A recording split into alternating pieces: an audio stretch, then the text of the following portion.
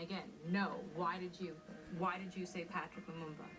You made me believe I met Patrick Lumumba. Therefore, I said Patrick Lumumba.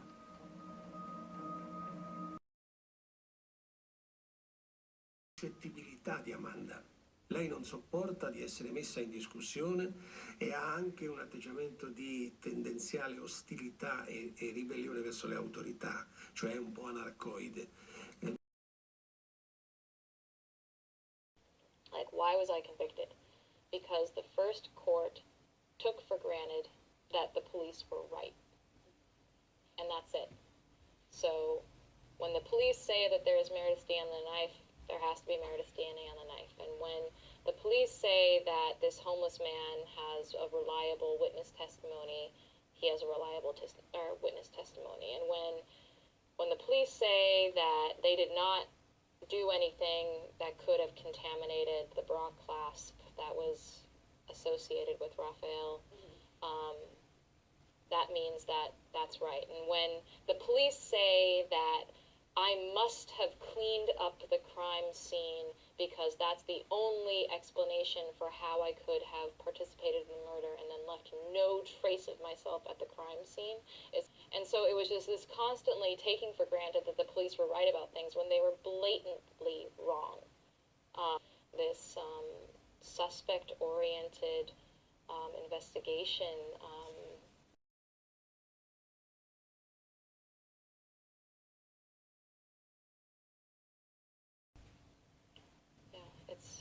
it's really curious. I wish people looked more into the investigators. Like, what could have motivated them? What's their history? What's their experience?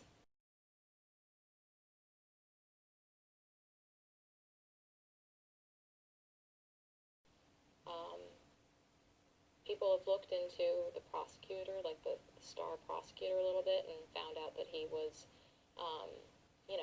had issues with abuse of office and had issues with,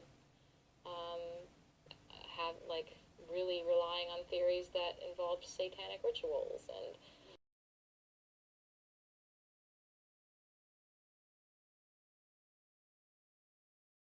was just this superstitious guy who had these very pinpointed ideas, and so people have looked into that.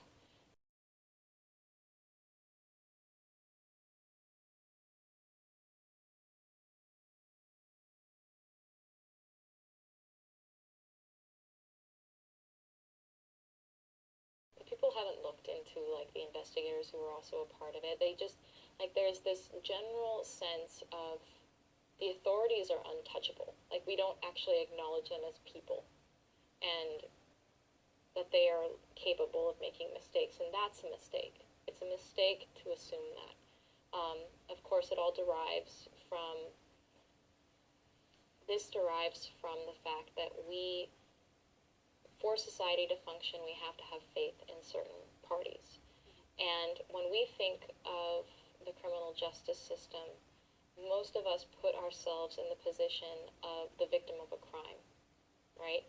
We want a criminal justice system that responds to that need to make it so that people don't want to commit crime, and then when they do, they are punished. But people don't often think of themselves being the victim of the criminal justice system and of the crimes of people who represent that.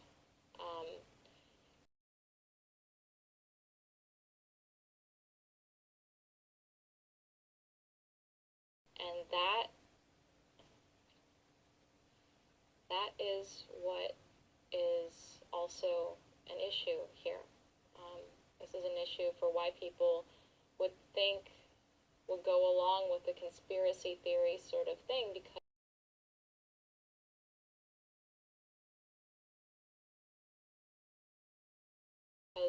how else could this have happened if there isn't some reason for it? How else could this have happened if there isn't some conspiracy behind it, or if there isn't some rationale that we aren't being given the exact information about, and she must know something, or how could she ever accuse an innocent person if she's innocent? And it's like, if you really want the answer to those questions, the answers are out there.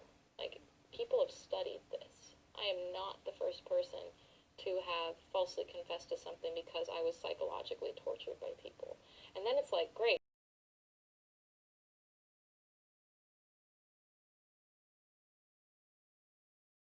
Now I get to tell people, like, try to explain to people what it's like to be psychologically tortured.